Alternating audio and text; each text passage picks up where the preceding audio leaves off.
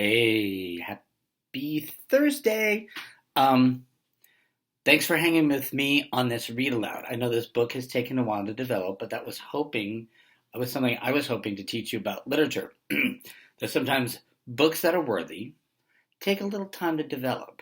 And now the story is going to start getting super interesting. Bud has left behind this world of breadlines and orphanages and Hoovervilles and I think uncertainty and is moving into something else right now. It's very interesting. 15 people responded to me on the Google form. Thank you. So that means I know at least 15 people hopefully listened to Take the A Train by Duke Ellington. That would be very much like a song like Herman Calloway would play. Very much in that style, a swing jazz. And you guys got it right. It is improvisation. There's a lot of improvisation in it. They lay down a melody base, but those little, horn, solos were improvised. That they practice, and then they just get good. I hope to do that someday. Anyway, let's just jump right in, okay?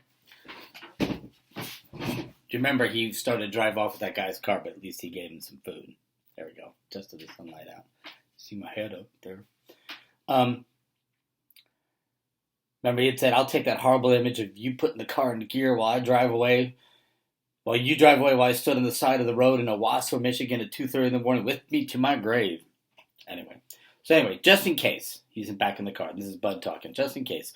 I watched the way he put the car in gear. So next time something like this happened, I'd know how to make a clean getaway.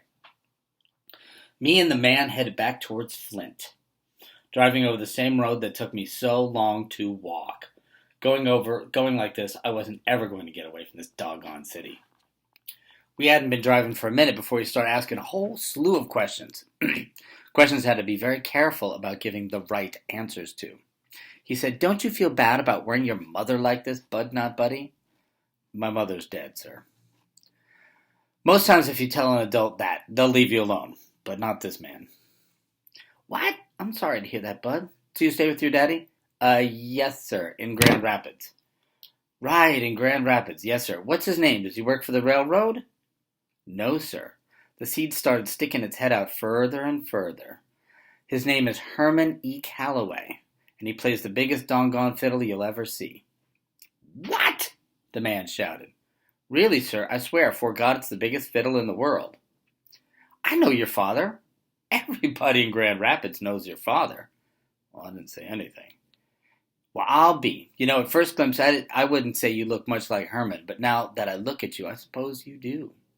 Of course, he's quite a bit bigger, if you know what I mean. This was the best news I had had all day. My face nearly split in half from my giant smile. Yes, sir, folks say I'm the splitting image of my old man. Spitting, sorry. He really started shooting the questions at me, so to stop him, I said, Sir, could I please have the sandwich and the rest of the red pop before I answer any more questions? He slapped his forehead and said, Oh, I'm sorry, but I was so surprised about who you are and so happy that you didn't drive off with my car that I forgot all about our deal. He handed me the sandwich and the pop and the apple. I was so hungry that I forgot about scraping the mustard off the bologna sandwich, and even like that, it was still the best sandwich I'd ever had. But my name is Mr. Lewis. Now, if you were about 15, 20 years old, you could call me Lefty Lewis. But you're not, so you can't. Mr. Lewis will have to do just fine. I shoved part of the sandwich I was chewing into the side of my mouth so I could say, Yes, sir, Mr. Lewis. He said, I'm not ashamed to admit it. You gave me quite a scare here tonight, and I'll never forget. I just know I'll be having nightmares about meeting you for the rest of my life. I'll wake up in a cold sweat with a picture of you pulling away from that car.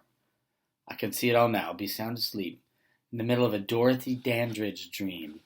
When all of a sudden I'll be standing on the side of the road in Owasso, Michigan at 2:30 in the morning. I'll be seeing my car and the blood pulling away with nothing of you but that little peanut head of yours peeking over the dash. Anyone ever tell you you got a little peanut head? No, sir. Well, this may be the first time, but unless you undergo some major surgery, I bet it won't be the last. Yes, sir. He waited a second, then sounded disappointed when he said, Don't take it so seriously, bud. I'm teasing you. So I want to pause here. He said Dorothy Dandridge. She starred in a movie called Carmen Jones, and that was another African American breakthrough. She was a star of a major movie, and she was amazing. She was a great singer. She was gorgeous.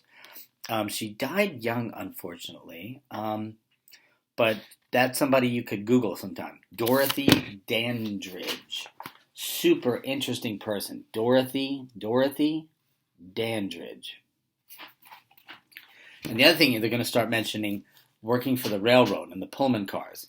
Now, as we're studying the Great Migration and the Great Depression, especially through the lens of civil rights and African American equality movement in this country, the working on the train as a Pullman, which was like kind of like a baggage handler and train steward, was a place for African Americans to get really well-paying middle-class jobs in the cities. And it helped a lot of African Americans get out of the South and into Chicago, New York, Boston, other places by working these railroad jobs as Pullman. They were allowed. Remember, the big deal is before the civil rights movement, there was just a lot of things they weren't allowed. And it wasn't always African American people. Myself being Jewish, my cousin Stanley went to medical school in 1970. And he was the first of our family to be allowed to do that. My uncle used to talk to me about it. He goes, Robbie, Jewish boys were just not allowed to go to medical school. It just didn't happen. Okay. I took another drink of the red pop and saw that I was raising the bottle. I'd accidentally left some of the sandwich slip out of my mouth and into the pop.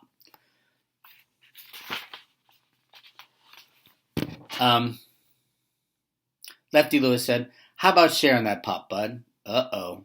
He took one look at it with a piece of float and handed it back. Nothing personal, bud, but I've raised 3 kids and 2 grandkids. I've learned the hard way about drinking after young folks. But I do believe you need to get in and see a doctor soon. It looks to me like you've raised a serious backwash problem. That's the most food I've ever seen floating around a bottle of pop. I real quick chugged the rest of the pop down, ate slow, because I figured as soon as I was done with the questions, done with eating, the questions were going to start again. Aren't you sleepy? This was perfect. I could pretend I was falling asleep and then come up with some answers that would get me to Grand Rapids for sure. Sure, I yawned real big. Oh, I'm a little bit sleepy, sir. All right, give me that core. I think the only thing left is a seed anyway. He put it in the wax paper from the sandwich bag, and you stretch out here and have some sleep. About an hour, you'll be comfortable in the bed. We can talk in the morning. Reached in the back seat and said, "Here, you can use this for a blanket." The jacket smelled good, like spice and soap. Lefty Lewis said, "Bud, not buddy, one more thing before you doze off. Could you reach over in the box and hand me one of those bottles of blood? I haven't had a bite to eat all day." I kept my eyes closed and just smiled. I knew I was going to be safe because I'd never heard a vampire that could drive a car, and I'd never seen one that could have a good sense of humor. Besides, I kept my jackknife open under my leg, and it looked like he'd believe me when I told him it was made out of real silver, although it definitely wasn't. As soon as I had the jacket over, the smell of spice and soap and the sound of the crickets and the toady frogs made my eyes get very heavy. Wow! I must have been real tired. Walking, ducking in and out of bushes in Flint and Owasso was more work than I thought it was. Most of the time since Mama died, if someone walks close to where I'm sleeping, I'm up in a flash. My eyes fly open. At one of the foster houses where I'd stayed, a woman told me she knew I was going to be a criminal because anyone who sleeps that light has a guilty conscience. Nice. Most of the time, sound of someone else going from sleep breathing to awake breathing in the same room is enough to get me up. But this morning I felt like I was at the bottom of a well, and someone had filled with tons of chocolate pudding. Someone was calling my name from the top, and she was saying, "Bud, Bud." Waves from the pudding were slogging me back and forth. "Bud, wake up." It was a woman's voice. Her hands were trying to shake me awake. Uh-oh. This is number 29 of my rules. When you wake up and you don't know for sure where you're at and there's a bunch of people standing around you, best pretend you're still asleep until you can figure out what's going on and what you should do. I kept my eyes closed and I acted asleep. "Papa, what on earth are all these lumps and bites on this baby's face?" "Well, he was walking from Grand Rapids to Flint. Looks to me like he provided a good meal for every mosquito on the way." "Poor child must be dead. I hate getting him up. I wish he could stay with us for a while, at least till he's had sleep." Then I remembered who I was. I was with Lefty Lewis, and he said, "I know, but I got to get back. He can sleep in the car on the way back to Grand Rapids." The woman rolled back the blanket, and they put over me and said, "Papa, look at his legs. He's skinny as a rail." Shucks, they'd taken off my knickers and they put me in bed, and now I was going to have to pretend I was asleep even longer. Lefty Lewis said, "Yeah, he's puny. God, his legs don't touch when he walks, because if those two twigs got to rubbing against one, they'd have a fire going in no time." "That's not funny, Lefty. He doesn't look like he's been fed. Now, who's his father again?" "Everyone in Grand Rapids knows who his father is. I'm surprised you can't remember him. He's a big fish there." "See, I told you it was smart to pretend you were asleep. Now I was going to learn some things about my father." The woman said, "What kind of man is he that he let his child be so thin? A look at this condition of the boy's clothes, either too small for him or in tatters. Where's the child's mother? There's not much of a woman's touch here." Well, Lefty said, "It seems to me that Mrs. Calloway passed away a long time ago. The boy said he's 10, and I'm sure she died quite a while before that. But you know how musicians are. There must be at least a few Mrs. Callaways I don't know anything about. That meant my dad was married to someone before he married my mom." Lefty Lewis's daughter said, "Well, I think it's a sin.